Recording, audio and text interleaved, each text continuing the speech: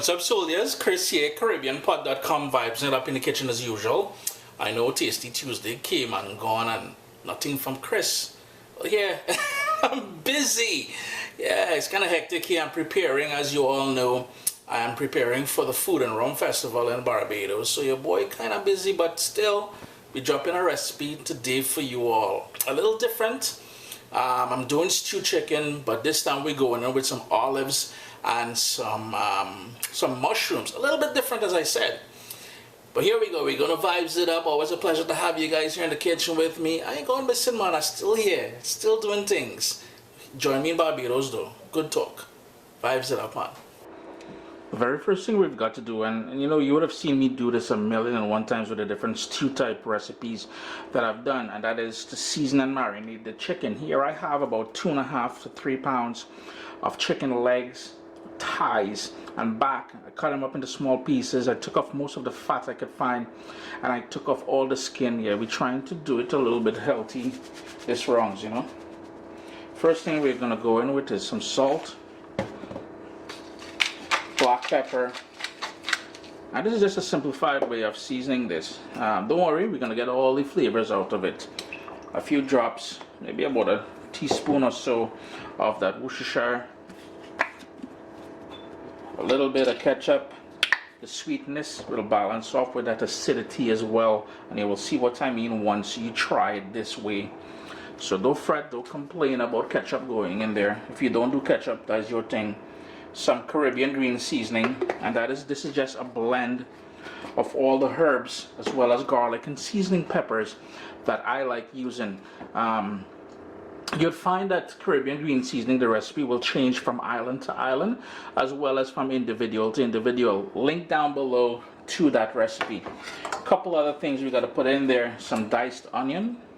If you wanted to grate some ginger in there, you can go for it, but because I'm adding olives to this, I don't want to give it that sort of kick from the ginger. I'd let the olives stand out a bit. And half of a medium-sized tomato, chopped up. I've got here some hot pepper, totally optional. And as we've discussed in the past, you don't want to, if you're concerned about the raw heat, you don't have to use the seeds and the white membrane surrounding the seeds. I'll tell you one thing, remember to wash your hands with soap and water after. While I do tell you guys this, the other day I made the mistake and I didn't wash my hands. Yeah, I ran into some problems because I had allergies, and around my nose was on fire for a good couple hours. Give that a good mix. If you don't have that Caribbean green seasoning, you can go in with a couple scallions, some parsley, couple cloves of garlic, and some fresh thyme, and you'd be good to go. So we've got the chicken all seasoned up here now. I'm just going to let that marinate for about a couple hours or something. Now here's where the fun begins. I have a nice wide heavy pot, something with a lid on a medium high heat. In there I've got about a teaspoon of vegetable oil, and I'm going to go in with some brown sugar. And what we're looking for here is it's going to melt, it's going to go frothy, then it's going to go amber in color, and at that point when it goes amber, try not to allow it to go black. If it goes black, shove that pan away, start all over again, let it cool down, wash it and start over. But we want it to go amber, and then we're going to add the seasoned chicken to the pot. You may be required to use a spoon. Well, I'm using a metal spoon. I know people get thorough with that, but you can use a wooden spoon if you want, just to move things around, because sometimes what happens is, I know with my stove and with this pot in particular, the outer edges gets more hot. So that's where you'll see it's going darker here.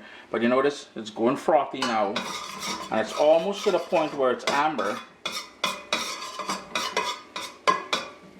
Going to give it one more minute because I really want you guys to see what's going on here. Yep, hopefully you can see with all that smoke there. Yeah, you may want to open the window in your kitchen or turn on the fan. I can't do either because the noise would just mess up with our video here. At this point, here's where I'm going to start adding the pieces of chicken.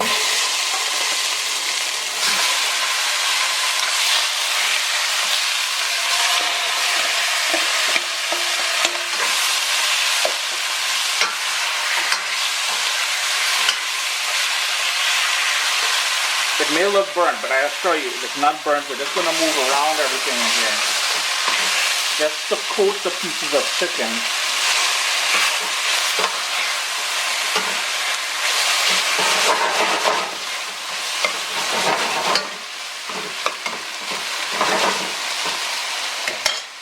I'm going to turn my heat down to medium. And I'm going to put the lid on there and let that go for about 5 minutes.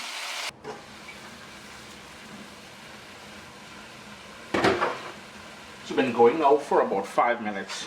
Just going to move that around. Not sure if I mentioned to you guys, but my heat was on medium. I had turned my heat down to medium. And what I want to do here now is crank up the heat to sort of a high. We want to burn off all that liquid there. What I also wanted to mention is that this recipe is nothing traditional to the Caribbean. This is something I just came up with, I think about a week ago or something. I came home, was about to make some stewed chicken and rice, my comfort food, and I noticed Tia, that girl is addicted to Uber Eats, but she got a salad via Uber Eats, and it came with olives and mushrooms. Two things none of my daughters would ever touch. So it was sitting there. I was doing my stewed chicken, boom, it went in there. Your boy, you know, I grew up in a home where nothing was wasted. Money paid for it. And that is how this mushroom olive thing came about. So as the water starts burning off, here's where we're going to go in with mushrooms. And I'm just using about half a pound of cremini mushrooms that I just quartered. And we want that to sort of fry down or toast in the oil and everything here. I'm just going to stir it up. Just to pick up all that niceness in the bottom of the pot there. And to take on some of the flavors as we burn off and intensify the flavor of the stew, that sort of caramelized process.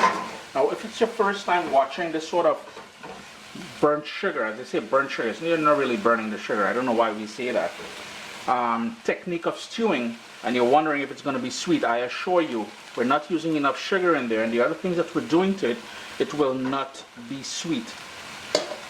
In the same bowl I marinated the chicken. I have half a cup of water, and I have here about 3/4 cups of coconut milk, and that coconut milk is being used to sort of mellow out all the flavors, especially when we add the olives to this.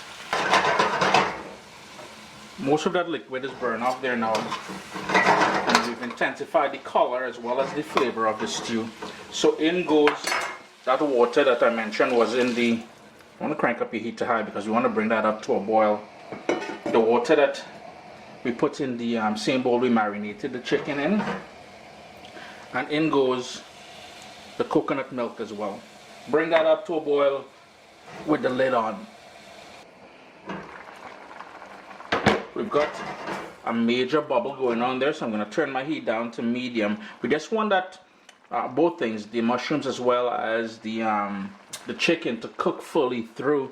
So I'm guessing maybe 10 minutes, and then we're good. We're going to go in with the olives, and I'm using pitted green olives. I find that the green olives, the last time when I used the leftover, they were black olives, and I found them to be a bit too strong for the flavor of the stew. And again, that's the reason why I went in with the coconut milk, right? So lid back on, 10 minutes, just to reduce down that sort of gravy, because after all I'll be eating this with some rice. You can eat it with ground provisions, with roti, with bread, with whatever, man. It's a beautiful side dish. It's been about 7 minutes since I added the mushrooms and the liquid and everything to the pot. My gravy isn't getting nice and thick. I know that this is a heavy bottom pan, stainless steel with a core. It's going to retain a lot of heat after. So I'm pretty close to finishing this off. Taste it for salt. And you know what? You can personalize it by how thick you want the gravy. As I said, it's getting there for me. I know it more will reduce down later. And you can stop right there. If olives are not your thing, cool, stop right there. Here's where I'm going to go in with those olives now. And a bit of parsley. Give it a stir. And that's it. Chris here, caribbeanpot.com. I'm going to turn off my stove because I need some of that gravy or sauce there. I've got some brown rice creaming for this. Always a pleasure to have you guys here in the kitchen with me. Not your typical Caribbean stew chicken. We went in with that mushroom, with the olives. Now remember I said you can use black olives, green olives, you can leave it out, it's totally up to you. Always a pleasure to have you guys here in the kitchen with me. Do give the recipe a try, man. Unfortunately, yeah, I have some allergies going on here. Well, unfortunately for my kids, they won't touch this. Fortunately for me, I've got a whole pot of stewed chicken. Anything with olives and or mushrooms, they ain't touching. Vibes it up, man. My little baby is here. We've got cookbooks, guys. WestIndianFoodCompany.com. Get your copy today.